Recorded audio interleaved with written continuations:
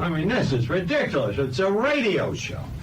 It ain't a 1-hour television spectacular. This is how it goes, Sal, for American contemporary radio. Is it working now, Gilly? All right, let's go. Good Lord, let's go. Still sounds bad? Is it working all right or not? If not, I'll share a microphone with Mr. Axthelm. I have no more time. God damn it!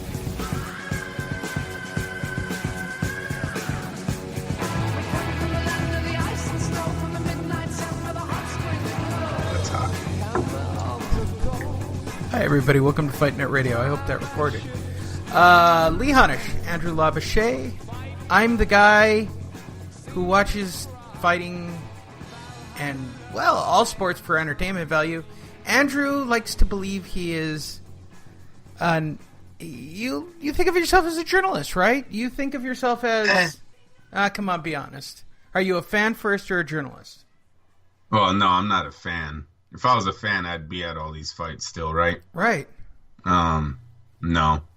Right. I don't know what I am anymore, Lee. Until I get back in, till you get me back to the fights, I don't know what I am. Okay, so let's start right there. So for those of you who listen, first of all, the Wednesday show, if you didn't hear it, was a utter catastrophe. I only think 50 people heard the whole show. But hey, we tried. What I found even funnier was that our regular listeners, the people who listen to our show on a weekly basis, right? We actually have a core audience. This is pretty funny, Andrew. They didn't even listen to, like, the 1-minute clip that explained to go listen to the other show. Like, that lost numbers. Like, they just knew what was up, so they were just not into it. I don't even know how that works. Don't fix what isn't broken, Lee. I'm telling you. Okay.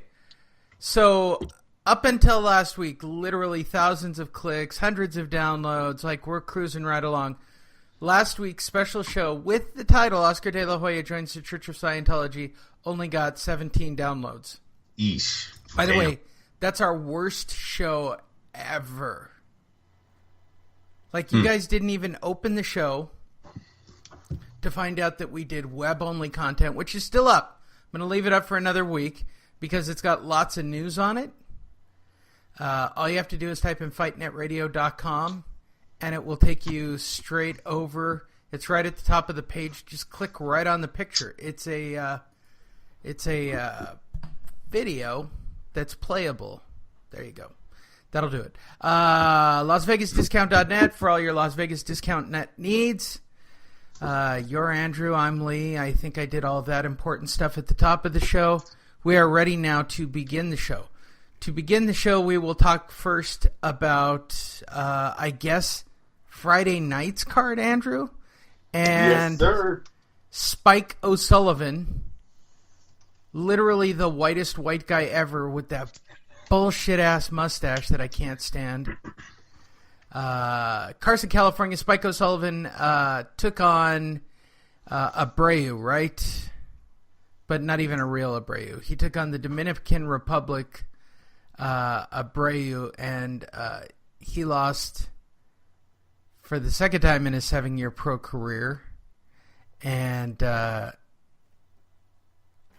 this was dumb. I don't even understand this fight. Why? There could have been charges pressed in this match, Lee, against the matchmaker, against whoever. For those of you who don't understand, Spike O'Sullivan won by knockout over... Way overmatched. Way overmatched against this dude named Abreu.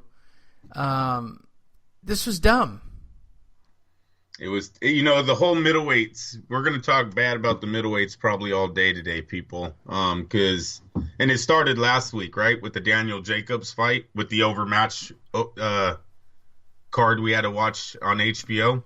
Remember that one? Yep. Then you can fast forward this one. We get O'Sullivan, and then we're going to talk Triple G. It's like the middleweights just sucked for us in the last few weeks for boxing. But this one was bad, Lee, because Abreu, like you said, unheard of. No one really knew who he was. But you hope that the matchmaking would at least get it right, that it's a competitive fight, that the kid deserved a shot. This kid didn't deserve a shot. He didn't even know how to fight.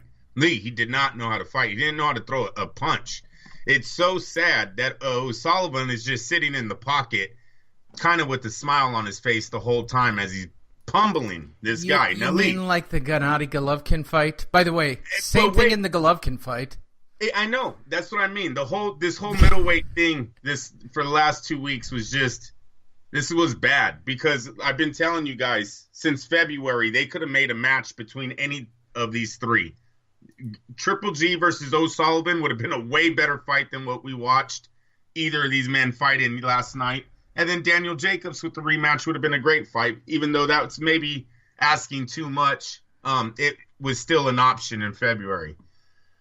The O'Sullivan Abreu fight, though, Lee, that was a bad one. I'm glad the kid got out of there. I'm glad the referee in the corner had the knowledge, the whereabouts, just to end it. Look, the kid wasn't even marked up.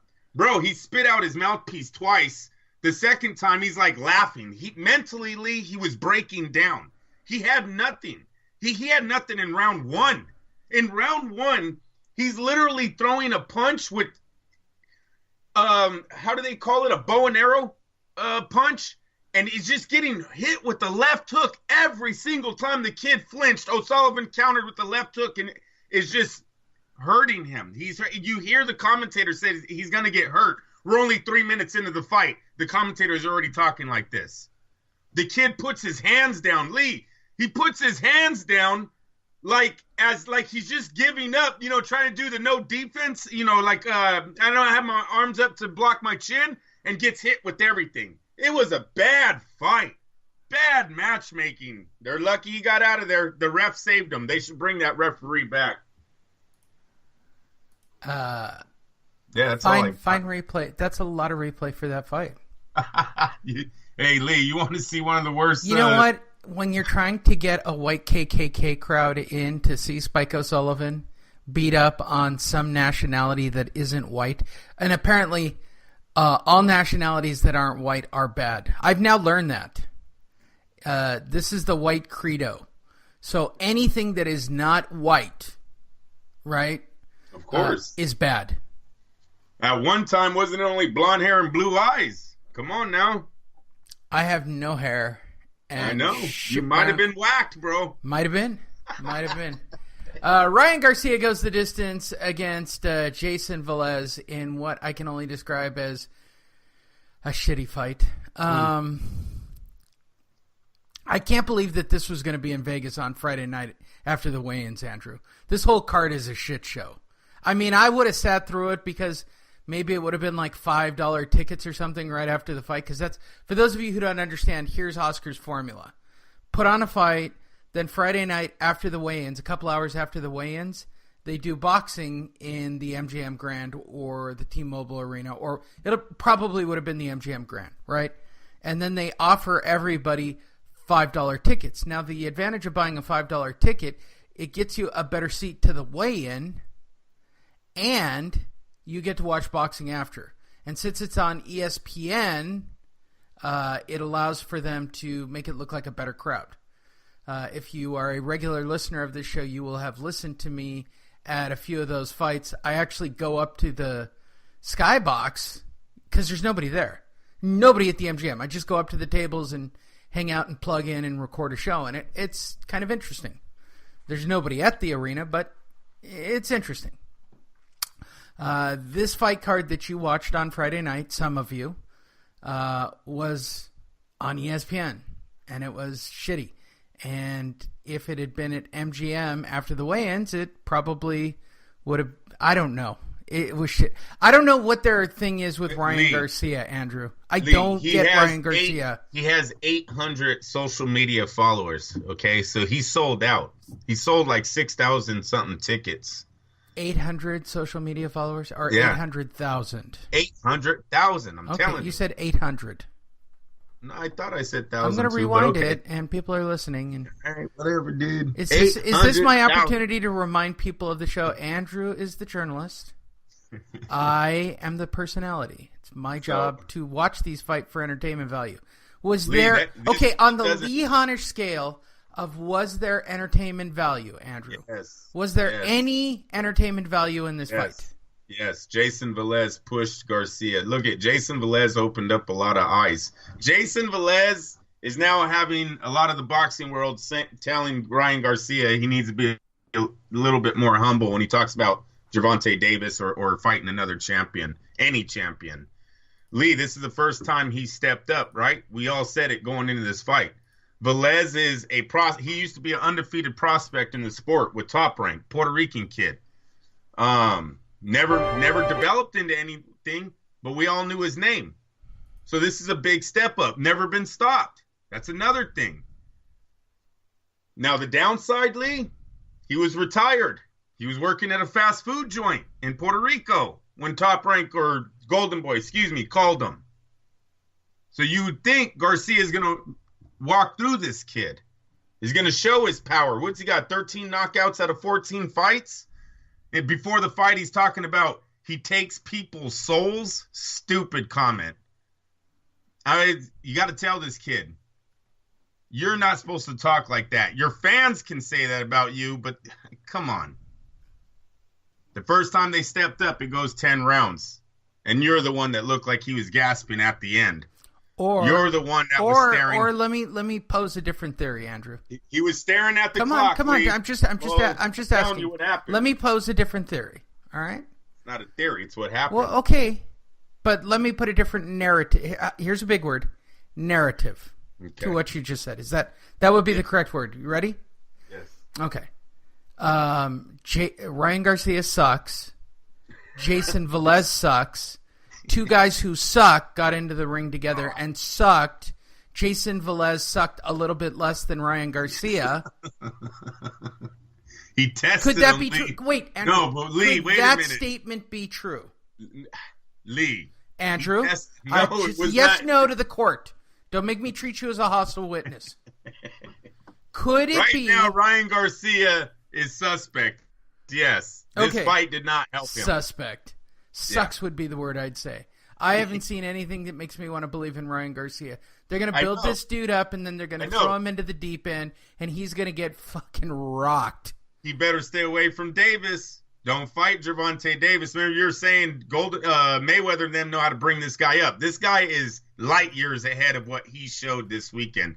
Lee, just the movement. The lateral movement of Velez was getting him on the inside, getting him punches. I'm telling you, the kid's gasping for the air at the end of the fight. He's staring at the clock. He's waiting for that bell to ring.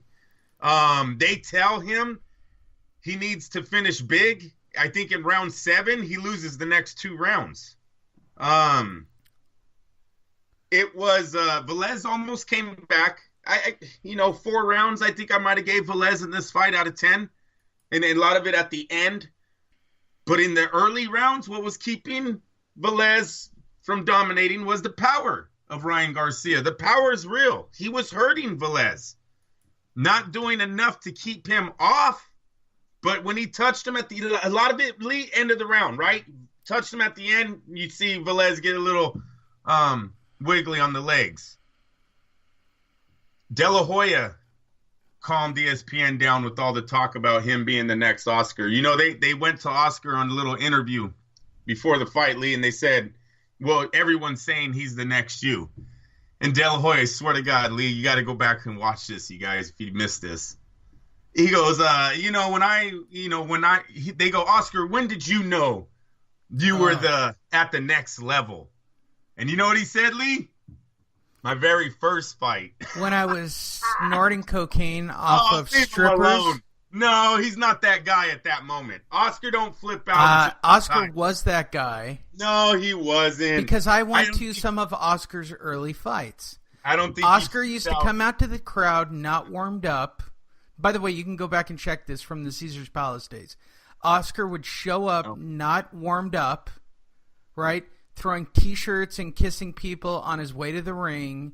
It was all party, party, party while they were building his record. Yeah, I don't believe that. I think Oscar flipped when he retired. Go back and watch his early fights. Come on. I know what I'm watching. De La Hoya is dedicated to the sport. You're not as successful. De La Hoya was dedicated to getting his dick sucked. Oh, whatever.